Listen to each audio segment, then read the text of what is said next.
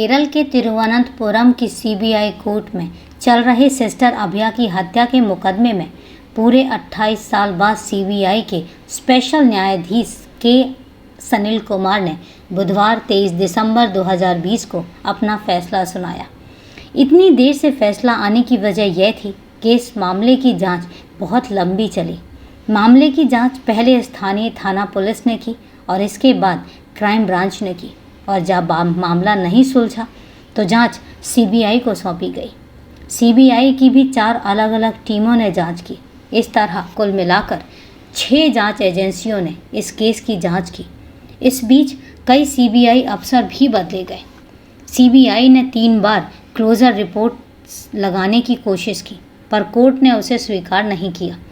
CBI की चौथी team ने इस मामले में एक चोर की गवाही पर जो चार्जशीट दाखिल की, उसी चोर की गवाही पर कोर्ट इस मामले में अंतिम नतीजे पर पहुंचा और हत्यारों को सज़ा सुनाई।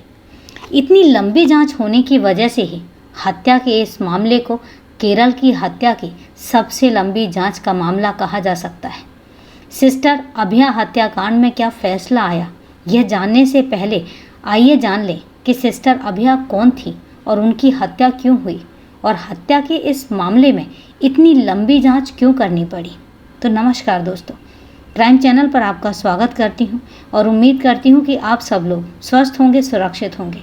दोस्तों, कहानी में आगे बढ़ें उससे पहले अगर आप चैनल पर नए हैं या अभी तक आपने चैनल को सब्सक्राइब नहीं किया है तो सबसे पहले चैनल को सब्सक्राइब कर लें और बेल आइकन प्रेस करना ना भूलें फर्दर नोटिफिकेशन के लिए। और इसके साथ ही कहानी में लास्ट तक बने रहें और कहानी के बारे में आपकी क्या राय है कमेंट करके ज़रूर बताएं, और आपके कमेंट्स के जवाब मैं आगे आने वाली वीडियोस में ज़रूर देती हूँ। तो चलिए दोस्तों, समय नहीं लेते हैं और जानते हैं कि सिस्टर अभया की पूरी कहानी आखिर है क्या। 19 साल की सिस्टर अभया कोट्टायम के पायस टेन कॉन्वेंट में प्री कोर्स की पढ़ाई कर रही थी। पिता थॉमस और माँ लीला ने उसका नाम बीना थॉमस रखा था। पढ़ाई के लिए जब वह नन बनी तो उसका नाम बदलकर अभया रख दिया गया। वह सेंट जोसेफ कॉन्ग्रीगेशन और रिलीजियस सिस्टर्स की सदस्य थी। 27 मार्च 1992 की सुबह 4 बजे सिस्टर अभया पढ़ने के लिए उठी, क्योंकि उस दिन उनकी परीक्षा थी और जिसकी तैयारी उन्हें करनी थी। उन्होंने 4 बजे का अलार्म लगाकर रखा हुआ था। उन्हें प्यास लगी थी और वह पानी के लिए किचन में गई, लेकिन वापस अपने कमरे में नहीं आई। किचन में गई सिस्टर अभया कमरे में नहीं लौटी। उनके साथ रहने वाली अन्य ननें भी पढ़ने के लिए उठीं तो सिस्टर अभया कमरे में नहीं थी, जबकि उस समय उन्हें कमरे में ही होना चाहिए था। उन लोगों को अभया की चिंता हुई। उन्होंने उनकी तलाश शुरू की। सिस्टर अभया को ढूंढते हुए वे किचन में पहुंची तो देखा कि फ्रिज का दरवाज़ा खुला हुआ था और उसी के पास पानी की एक बोतल भी खुली पड़ी थी और बोतल का पानी फर्श पर फैला हुआ था और उसी के पास अभया की एक चप्पल भी पड़ी थी। सिस्टर अभया की काफ़ी तलाश की गई, पर उनका कुछ भी पता नहीं चला। जल्दी ही यह बात पूरे कंपाउंड में फैल गई कि सिस्टर अभया गायब है। सवेरा हो चुका था। उजाला होने पर किसी की नज़र कॉन्वेंट के ही कंपाउंड में बने हुए कुएं के पास पड़ी अभया की दूसरी चप्पल पर पड़ी। कुएं के पास चप्पल पड़ी होने से अंदाज़ा लगाया गया कि कहीं सिस्टर अभया कुएं में तो नहीं जाकर गिर गई हैं। इसके बाद स्कूल प्रशासन ने पुलिस और फायर ब्रिगेड को सूचना दी। पुलिस और फायर ब्रिगेड ने कुएं को खंगाला तो सिस्टर अभया की लाश मिली। अब तक सुबह के लगभग 10 बज चुके थे। पुलिस ने लाश कब्जे में लेकर पोस्टमार्टम के लिए भिजवा दिया। जांच में सिस्टर अभया की एक चप्पल फ्रिज के पास पड़ी मिली। फ्रिज का दरवाज़ा खुला हुआ था। पानी की खुली बोतल फर्श पर पड़ी हुई थी और उसके पास पानी फैला हुआ था, जो यह बताता था कि फ्रिज से पानी की बोतल निकाली गई थी। सिस्टर अभया की दूसरी चप्पल कुएं के पास पड़ी मिली। सोचने की बात तो यह थी कि सिस्टर अभया कुएं के पास पहुंची कैसे। पुलिस ने कुछ लोगों से पूछताछ भी की, पर कोई नतीजा नहीं निकला। अंत में सबने यही सोचा कि सिस्टर अभया ने आत्महत्या की होगी, क्योंकि वहां हत्या करने वाला कोई आ नहीं सकता था। पोस्टमार्टम रिपोर्ट आई तो उसमें स्पष्ट लिखा था कि सिस्टर अभया की मौत पानी में डूबने से हुई है। उनके शरीर पर जो चोट लगी थी उसके बारे में कहा गया था कि चोट उनके कुएं में गिरने पर लगी है। स्थानीय पुलिस ने पोस्टमार्टम रिपोर्ट को सबूत मानकर अपनी फाइनल रिपोर्ट लगा दी कि सिस्टर अभया ने आत्महत्या की है। पुलिस और स्कूल प्रशासन ने पोस्टमार्टम रिपोर्ट को सच मानकर मैटर को ख़त्म कर दिया, पर स्कूल के हॉस्टल में रहने वाली अन्य ननों को ना तो पुलिस जांच पर भरोसा था और ना ही पोस्टमार्टम रिपोर्ट पर। इसकी एक वजह यह थी कि एक नन ने उसी सुबह किचन के पास हॉस्टल की प्रभारी सिस्टर सैफी, फादर थॉमस कोटूर और एक अन्य फादर जोस पुथुरुक्काइल को देखा था। वह ननों का हॉस्टल था, इसलिए वहां फादर का आना वर्जित था। इसके अलावा सिस्टर अभया की एक चप्पल किचन में मिली थी, तो दूसरी कुएं के पास फ्रिज खोलकर उन्होंने पानी पीने के लिए निकाला था और जो बोतल निकाली गई थी उससे वह शायद पानी पी ही नहीं पाई, क्योंकि अगर वह पानी पीती तो बोतल का ढक्कन लगाकर उसे साथ लेकर जाती या फिर फ्रिज में वापस रख देती। अगर उन्हें कुएं में कूदकर आत्महत्या ही करनी थी तो वह फ्रिज का दरवाज़ा बंद करके जा सकती थी। एक चप्पल किचन में और दूसरी कुएं के पास क्यों छोड़ती? चप्पल पहनकर भी तो कुएं में कूद सकती थी। इसके अलावा किचन का कुछ सामान भी अस्त व्यस्त था। उसे देखकर लग रहा था कि जैसे वहाँ पर हाथापाई हुई थी। इन्हीं वजहों से हॉस्टल में रहने वाली अन्य ननों को पुलिस जांच और पोस्टमार्टम रिपोर्ट पर भरोसा नहीं हुआ। घटना स्थल की स्थिति देखकर उन्हें लगता था कि उस रात वहाँ बहुत कुछ गड़बड़ हुई है, जिसने सिस्टर अभया के साथ कुछ उल्टा सीधा भी हुआ है। परिणाम स्वरूप हॉस्टल की 67 ननों ने केरल के तत्कालीन मुख्यमंत्री के करुणाकरन को एक पत्र लिखकर अपील की कि उन्हें पुलिस जांच पर भरोसा नहीं है, इसीलिए सिस्टर अभया की मौत के मामले की जांच सीबीआई से कराई जाए। ननों की इस अपील के बावजूद केरल सरकार ने इस मामले की जांच सीबीआई को देने की बजाय केरल पुलिस की क्राइम ब्रांच को सौंप दी। क्राइम ब्रांच ने पूछताछ शुरू की तो उस नन ने बताया कि उस रात उस नन ने हॉस्टल के किचन में सिस्टर सैफी के अलावा 2 फादर थॉमस कोटूर और जोस पुथुरुक्काइल को देखा था। इसके अलावा क्राइम ब्रांच को एक गवाह भी मिल गया था। वह गवाह था एक चोर जिसका नाम था अदक्का राजा। उस रात वह कॉन्वेंट में चोरी करने आया था। दरअसल वह चोर आकाशीय बिजली को रोकने के लिए छत पर लगे तांबे के तार को चुराने आया था। चोर अदक्का राजा छत पर चढ़कर जब तार चोरी करने जा रहा था, उसी समय उसने सिस्टर सैफी, फादर थॉमस कोटूर और फादर जोस पुथुरुक्काइल को टॉर्च लिए किचन के दरवाजे पर देखा था। जब उसने सिस्टर अभया की पूरी कहानी अखबारों में पढ़ी तो उसे समझते देर नहीं लगी कि उस रात सिस्टर अभया ने आत्महत्या नहीं की थी, बल्कि इन्हीं तीनों ने उसकी हत्या की थी।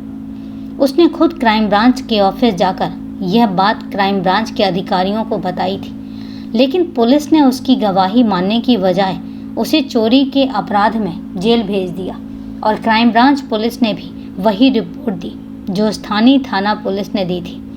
क्राइम ब्रांच का कहना था कि सिस्टर अभया की मौत कुएं में डूबने से हुई है, यानी उन्होंने आत्महत्या की है, पर कोई भी इस बात को मानने के लिए तैयार नहीं था और यही वजह थी कि जेमोन पुथेनपुराक्कल जैसे कई मानवाधिकार कार्यकर्ताओं ने इस जांच के खिलाफ न्याय की मांग करते हुए विरोध प्रदर्शन शुरू कर दिया। इस मामले को लेकर विधानसभा में भी काफ़ी हंगामा हुआ। अंततः जब यह मामला केरल हाईकोर्ट पहुंचा तो हाईकोर्ट ने इस मामले की जांच सीबीआई को सौंप दी। यह सन 1993 की बात है। जांच का आदेश मिलते ही सीबीआई की टीम सिस्टर अभया की मौत के रहस्य को पता लगाने में लग गई। सीबीआई ने भी अपनी जांच के बाद वही कहा जो पुलिस और क्राइम ब्रांच ने अपनी रिपोर्ट में कहा था। उसका कहना था कि उसे इस तरह का कोई पुख्ता सबूत नहीं मिला जो इसे हत्या का मामला माने। सीबीआई की इस टीम का ध्यान ना तो उस नन की बात पर गया था और ना चोर अदक्का राजा की बात पर। सीबीआई ने यह रिपोर्ट सन 1996 में दी थी, लेकिन हाई कोर्ट ने सीबीआई की इस रिपोर्ट को खारिज करके फिर से जांच के आदेश दिए। इसके बाद सीबीआई की दूसरी टीम इस मामले की जांच में लगाई गई। दूसरी टीम ने भी जांच करके सन 1999 में रिपोर्ट दी कि उन्हें पता ही नहीं चल पा रहा है कि सिस्टर अभया की हत्या हुई या उन्होंने हत्या की है। इस पर टीम ने इस मामले को संदिग्ध जरूर माना था। इस टीम का कहना था कि मामला है तो संदिग्ध, पर सबूत के अभाव में वह निश्चित रूप से कुछ कह नहीं सकती। हाईकोर्ट ने सीबीआई को फटकार लगाकर फिर से ईमानदारी और ढंग से जांच करने के आदेश दिए। इसके बाद सीबीआई की तीसरी टीम जांच में लगाई गई। इस तीसरी टीम ने जांच करने के बाद कोर्ट को बताया कि जांच में यह तो पता चल गया है कि मामला आत्महत्या का नहीं है बल्कि हत्या का है, लेकिन उनके पास ऐसा कोई पुख्ता सबूत नहीं है कि वह किसी को दोषी मानकर जांच आगे बढ़ाएं।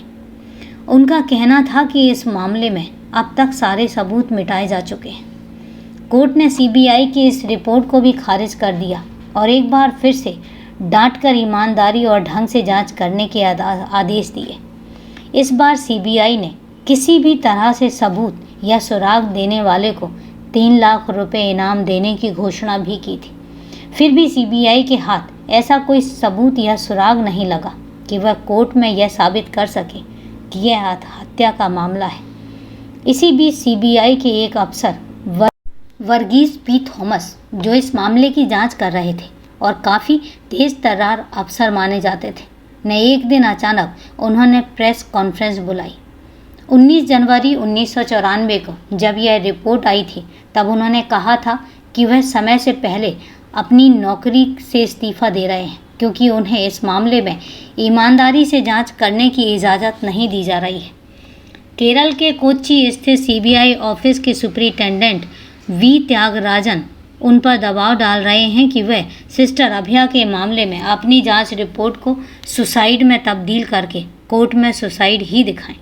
यह खुलासा होने के बाद तो हंगामा समझ गया। सीबीआई पर काफ़ी दबाव पड़ा तो वी त्यागराजन को कोच्चि से हटा दिया गया और इसके बाद कोर्ट के आदेश पर सीबीआई की चौथी टीम को जांच पर लगाया गया। यह टीम केरल के कोच्चि स्थित सीबीआई ऑफिस के अफसरों की थी। सीबीआई की टीम ने इस केस में फादर कोचूर, फादर जोस पुथुरुकियल और नन सिस्टर सैफी को संदिग्ध माना। साथ ही उन लोगों को नार्को टेस्ट कराने का फैसला भी किया। जब इस बात की जानकारी कॉन्वेंट को हुई तो उसने हॉस्टल की रसोइया की भी ओर से सुप्रीम कोर्ट में एक याचिका दायर कराकर नार्को टेस्ट रुकवाने का भी प्रयास किया, पर सुप्रीम कोर्ट ने इस मामले में रोक लगाने से मना कर दिया। इसके बाद बेंगलुरु में इन तीनों का नार्को टेस्ट कराया गया। तीनों का नार्को टेस्ट डॉक्टर मालिनी ने किया। नार्को टेस्ट के दौरान इन तीनों का जो इकबालिया बयान था वह एक सीडी के तौर पर सीबीआई को सौंप दिया, जिसे सीबीआई ने कोर्ट में पेश किया। लेकिन बाद में पता चला कि सीबीआई ने तीनों के नार्को टेस्ट की जो सीडी अदालत में पेश की थी उसके साथ छेड़छाड़ की गई थी। इसका मतलब यह था कि फादर और नन सैफी ने नार्को टेस्ट के दौरान जो कुछ भी कहा था छेड़छाड़ करके उसे बदल दिया गया था। इसके बाद कोर्ट ने सीधे डॉक्टर मालिनी से संपर्क कर उनसे कहा कि इस मामले की जो भी ओरिजिनल रिकॉर्डिंग है वह उन्हें भेजे, पर डॉक्टर मालिनी ने अपने बर्थ सर्टिफिकेट को लेकर कुछ गलत काम किया था, इसलिए उसी समय उन्हें नौकरी से हटा दिया गया और इसके बाद यह मामला यहीं पर लटक गया। अब वह सीडी सही है या गलत कोई जानकारी देने वाला ही नहीं था। लेकिन एक दिन अचानक वही सीडी केरल के एक लोकल चैनल पर चली गई। वह सीडी चैनल को कहां से और कैसे मिली यह तो पता नहीं चल सका, जबकि कोर्ट ने कहा कि यह सीडी सील बंद लिफाफे में हमें दे दो। उस सीडी में दोनों फादर और नन अपनी पूरी कहानी सुना रहे थे जो नार्को टेस्ट के दौरान उन्होंने बताई थी। इसके बाद सीबीआई की इस चौथी टीम का ध्यान चोर अदक्का राजा पर गया। पहली बार सन 2008 में सीबीआई ने उसी अदक्का राजा की गवाही के आधार पर चार्जशीट दाखिल की, जिसके बाद पहली बार सन 2008 में सिस्टर अभया की हत्या के आरोप में दोनों फादर थॉमस कोटूर, जोस पुथुरुक्कैल और नन सैफी को गिरफ्तार किया गया। हालांकि गिरफ्तारी के बाद ये तीनों साल भर भी जेल में नहीं रहे और 2009 में हाई कोर्ट ने इन्हें जमानत पर छोड़ दिया। इसके बाद यह मामला फिर रुक गया। सीबीआई ने जो चार्जशीट दाखिल की थी और सीडी में तीनों ने जो कहानी सुनाई थी वह कुल मिलाकर कुछ इस तरीके से थी। उस रात सुबह 4 बजे सिस्टर अभया पानी पीने के लिए किचन में गई और पानी पीने के लिए फ्रिज से बोतल निकालकर जैसे ही बोतल का ढक्कन खोलकर पानी पीना चाहा, तभी उन्हें किसी की आवाज़ सुनाई दी। उन्होंने पलटकर देखा तो दोनों फादर थॉमस कोटूर और जोस पुथुरुक्कैल, जिन्हें कोर्ट ने 2 साल पहले सबूतों के अभाव में बरी कर दिया था, और सिस्टर सैफी आपत्तिजनक स्थिति में दिखाई दिए। उन लोगों ने उस स्थिति में देखकर सिस्टर अभया सन्न रह गईं। इसी के साथ दोनों फादर और सिस्टर सैफी ने भी सिस्टर अभया को देख लिया था। अभया को देखकर तीनों घबरा गए क्योंकि उनकी चोरी पकड़ी गई थी। चोरी भी ऐसी कि अगर बात खुल जाती तो तीनों की बदनामी होती, उन्हें वहाँ से निकाल भी दिया जाता और इसके बाद वो कहीं के नहीं रहते। इसलिए उन्हें तुरंत निर्णय लिया कि क्यों न सिस्टर अभया की हत्या करके उनका मुंह हमेशा हमेशा के लिए बंद कर दिया जाए। यह निर्णय लेते ही फादर थॉमस कोटूर ने आगे बढ़कर हैरान परेशान खड़ी सिस्टर अभया का एक हाथ से गला और दूसरे हाथ से उनका मुंह दबोच लिया। तो सिस्टर सैफी ने किचन में रखी कुल्हाड़ी उठाकर पूरी ताकत से सिस्टर अभया के सिर पर वार कर दिया। उसी एक बार में सिस्टर अभया बेहोश होकर गिर पड़ी तो उन्हें लगा कि वह मर चुकी है, और यही सोचकर फादर थॉमस और सिस्टर सैफी ने बेहोश पड़ी अभया को घसीटकर कॉन्वेंट के कंपाउंड में बने कुएं में ले जाकर डाल दिया। उस समय यह किसी को पता नहीं था कि सिस्टर अभया जिंदा थी या मर चुकी थी। इसके बाद किचन में आकर वहाँ फैले खून को साफ कर दिया गया, लेकिन सिस्टर अभया की चप्पल, फ्रिज के दरवाजे, फर्श पर पड़ी बोतल और वहाँ अस्त व्यस्त हुए सामान की और किसी का ध्यान ही नहीं गया। बाद में इन्हीं चीज़ों से लोगों को अभया के साथ कोई हादसा होने का शक हुआ। उसी समय चोर अदक्का राजा चोरी करने के इरादे से छत पर चढ़ा था। तभी उसने इन तीनों को वहाँ देख लिया था। उस समय उसने फादर थॉमस कोटूर और सिस्टर सैफी को पहचान भी लिया था। बाद में उसने दोनों की शिनाख्त भी कर दी थी। फादर जोस अंधेरे में थे, इसलिए वह उन्हें पहचान नहीं पाया था। यह पूरी बातें नार्को टेस्ट में सामने आई थी। कोर्ट नार्को टेस्ट को सबूत नहीं मानता क्योंकि इसमें आदमी जो भी बताता है वह नशे की हालत में यानी अर्ध बेहोशी की हालत में बताता है, इसलिए कोर्ट इसे पुख्ता सबूत नहीं मानता। ऐसा ही इस मामले में भी हुआ। कोर्ट ने नार्को टेस्ट में दिए गए बयान को सही नहीं माना और तीनों को सन 2009 में जमानत पर रिहा कर दिया। इस मामले की जिस पुलिस अधिकारी ने जांच की थी उस पर भी संदेह था। बाद में पता चला कि पोस्टमार्टम रिपोर्ट में भी छेड़छाड़ की गई है।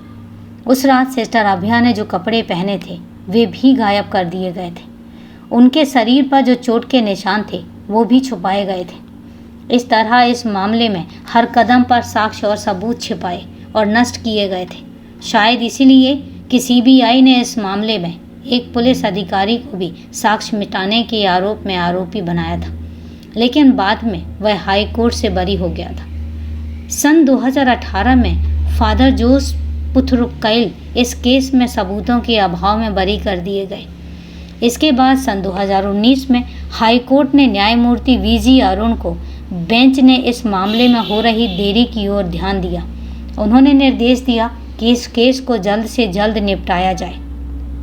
इसके बाद सीबीआई कोर्ट में इस केस के मामले की रोजाना सुनवाई शुरू की, जिसकी वजह से घटना के 28 साल बाद कोर्ट किसी नतीजे पर पहुंच सका और न्यायाधीश के अनिल कुमार के फैसले के साथ इस मामले का पटाक्षेप हुआ। श्री अनिल कुमार ने अपने फैसले में न्यायमूर्ति VR कृष्णा अय्यर को उद्धृत करते हुए अपना जो फैसला सुनाया वह कुछ इस प्रकार था। उनका कहना था कि सिस्टर अभया की मौत का मामला निश्चय ही ऐसा ही था जिस पर मलयाली भाषा केरल की पूरी एक पीढ़ी ने अपने जीवन काल के दौरान घर घर खूब चर्चा सुनी। झूठ, फरेब, अपराध को छिपाना, राजनीतिक प्रभाव, अदालती कार्यवाही और बीच बीच में मामला बंद करने की रिपोर्ट सहित सब कुछ देखा सुना था। न्यायाधीश जाते रहे पर मुकदमा जस का तस रहा।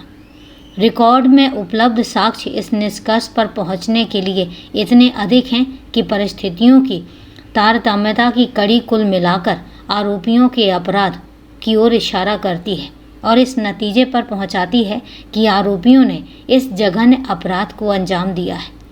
गवाहों और प्राप्त सबूतों से साबित होता है कि सिस्टर अभया की मौत सिर में लगी चोट और पानी डूबने से हुई है। अभया के शव परीक्षण से पता चला कि उसकी गर्दन के दोनों ओर नाखूनों की खरोंच के निशान थे। उनकी गर्दन पर जख्म भी था और सिर के पिछले हिस्से में भी जख्म था। मेडिकल विशेषज्ञों के अनुसार ये जख्म मौत से पहले के थे। गवाहों के बयानों और प्राप्त सबूतों के आधार से पता चला कि अभया ने फादर थॉमस कोटूर, सिस्टर सैफी और संभवतः एक दूसरे आरोपी को आपत्तिजनक स्थिति में देख लिया था। अपने बचाव के लिए उन्होंने उसके सिर पर कुल्हाड़ी से हमला किया और उसकी हत्या कर अपनी करतूतों पर पर्दा डालने के इरादे से उसे कुएं में फेंक दिया। अदालत ने अपने फैसले में यह भी कहा कि अपना जीवन खत्म करने पर तुला व्यक्ति जो अपना जीवन तत्काल खत्म कर रहा हो, वह अपने साथी छात्रों के साथ मिलकर पढ़ाई करने की बात तो दूर, वह अपने भविष्य को लेकर भी क्यों चिंता करेगा। अपनी परीक्षा को अच्छी तरह देने के बारे में सोचकर अच्छी नींद भी नहीं लेगा और न मन लगाकर पढ़ाई ही करेगा। ये सारी बातें आत्महत्या करने की बात को झुठलाती हैं। अदालत का कहना था कि अभया एक बुद्धिमान, धर्मनिष्ठ, ईमानदार, सादगी पसंद, दृढ़ निश्चय और अति शिष्टाचारी लड़की थी जो हर तरह से कुशल थी और परोपकारी जीवन व्यतीत कर रही थी। उसके लिए खुद ही अपने जीवन का अंत कर लेना पूरी तरह से असंभव था, जैसी दलीलें बचाव पक्ष पेश कर रहा था। इस मामले में गवाही देने वाला अदक्का राजा या अंडासू राजू, जिसे ज़्यादातर लोग इसी नाम से बुलाते थे, एक मामूली सा चोर था। वह आकाशीय बिजली रोकने के लिए कॉन्वेंट की छत में लगी तांबे की छड़ की चोरी करने के लिए गया था। न्यायाधीश ने इस तथ्य का भी जिक्र किया है कि वह अपने बयान पर अडिग रहा कि उसने फादर थॉमस कोटूर और एक अन्य व्यक्ति को टॉर्च के साथ किचन के पास खड़े देखा था, जबकि बचाव पक्ष ने राजू की पृष्ठभूमि के आधार पर उसकी गवाही पर ही सवाल खड़े कर दिए। लेकिन दो वकीलों द्वारा जिरह करने के बावजूद वह अपनी बात पर कायम रहा। फैसले में इस बात का भी जिक्र किया गया कि किस तरह से गवाह राजू को अपने बयान से मुकरने और सिस्टर अभया की हत्या कबूल करने के लिए धमकियां मिली, यातना दी गई और मोटी रकम देने का प्रलोभन भी दिया गया, पर वह अपने बयान से टस से मस नहीं हुआ। अदालत ने इस तथ्य को रिकॉर्ड किया कि सिस्टर अभया की मौत वाली रात सिस्टर सैफी अकेली थी, क्योंकि उनकी साथिन रिट्रीट सेंटर गई थी। उस रात और सवेरे रसोई घर में सामान्य स्थिति नहीं थी, जिसके बारे में अदालत को कॉन्वेंट में रहने वाले अन्य लोगों ने, जो बाद में मुकर गए थे, की गवाही से पता चला था। एक महत्वपूर्ण जानकारी यह भी मिली थी कि सिस्टर सैफी ने अपने यौनाचार में लिप्त रहने के तथ्य को छिपाने के लिए स्त्री रोग विशेषज्ञ से अपनी हार्मेनोप्लास्टी करवाई थी। अदालत ने पाया कि सैफी ने यह प्रक्रिया सीबीआई द्वारा गिरफ्तार करने के बाद कराई थी। अदालत ने इस मामले में गवाहों में से एक गवाह कलार कोडे वेणुगोपाल को दिए गए फादर थॉमस कोटूर के बयान का संज्ञान लिया। इस मामले में वेणुगोपाल ने कोटूर नाम नार्को टेस्ट कराए जाने की संभावना के बारे में जानकारी मिलने पर थॉमस कोटूर से संपर्क किया था। तब उन्होंने भावावेश में वेणुगोपाल से कहा था कि वह लोहे या पत्थर से नहीं बने हैं, वह भी मनुष्य हैं जो एक समय पर सिस्टर सैफी के साथ पति पत्नी की तरह रह रहे थे। अब उन्हें क्यों सूली पर चढ़ाया जा रहा है? बचाव पक्ष ने अदालत से वेणुगोपाल के बयानों को भरोसेमंद न मानने का आग्रह किया था, पर अदालत ने कहा कि आरोपी का बर्ताव उसकी गवाही के दौरान उसकी भावभंगिताएं और अपनी गवाही के बुनियादी तथ्यों से टस से मस नहीं होने के तथ्य गवाह की विश्वसनीयता बता रहा था। अदालत ने अपने फैसले में कहा कि अचानक बगैर किसी वजह से पूरा कॉन्वेंट सामूहिक रूप से मुकर गया, सबूत भी गायब हो गए और कॉन्वेंट का रसोइया अचम्मा ने नार्को टेस्ट को चुनौती देते हुए उच्चतम न्यायालय में याचिका दायर भी कर दी। अदालत ने यह टिप्पणी भी की। उसने स्वीकार किया कि उच्चतम न्यायालय में देश के महानतम वकीलों में शामिल वरिष्ठ वकील हरीश साल्वे उसकी ओर से पेश हुए थे। अदालत ने फैसले में कहा कि उसने यह भी स्वीकार किया कि उसके मुकदमे का खर्च कॉन्वेंट ने उठाया था, जबकि उसे मुकदमे के बारे में बिल्कुल जानकारी नहीं थी। अदालत ने कहा कि इससे यह साबित होता है कि इस मुकदमे को किस अंतिम नतीजे पर पहुंचने से रोकने तथा अभियोजन के मामले की सुनवाई को पटरी से उतारने के लिए प्रभावशाली लोगों ने व्यवस्थित और संगठित तरीके से प्रयास किए। न्यायाधीश श्री के अनिल कुमार ने इस मामले में जांच अधिकारियों डीएसपी के सैमुअल और तत्कालीन एसपी केटी माइकल की तीखी आलोचना करते हुए कहा कि इनकी इस मामले में दिलचस्पी की वजह से साक्ष्य नष्ट हुए हैं, मनगढ़ंत सबूत तैयार किए गए हैं, यहाँ तक कि मुख्य गवाह अदक्का राजू को सिखाया पढ़ाया गया और अन्य गवाहों पर दबाव डाले गए। अदालत ने भविष्य में इस तरह के हस्तक्षेप के खिलाफ सख्त चेतावनी देते हुए इस फैसले के प्रति राज्य पुलिस के मुखिया को भी। अंत में न्यायाधीश सनिल कुमार ने फादर थॉमस कोटूर और सिस्टर सैफी को सिस्टर अभया की हत्या, अपराध छिपाने और सबूत मिटाने का दोषी मानते हुए आजीवन कारावास यानी जीवित रहने तक जेल में रहने की सज़ा सुनाई। साथ ही 5-5 लाख रुपए का जुर्माना भी लगाया। थॉमस कोटूर पर घर में बिना अनुमति घुस जाने का भी आरोप लगा। सिस्टर सैफी अब नन वाले कपड़े नहीं पहन सकेंगी।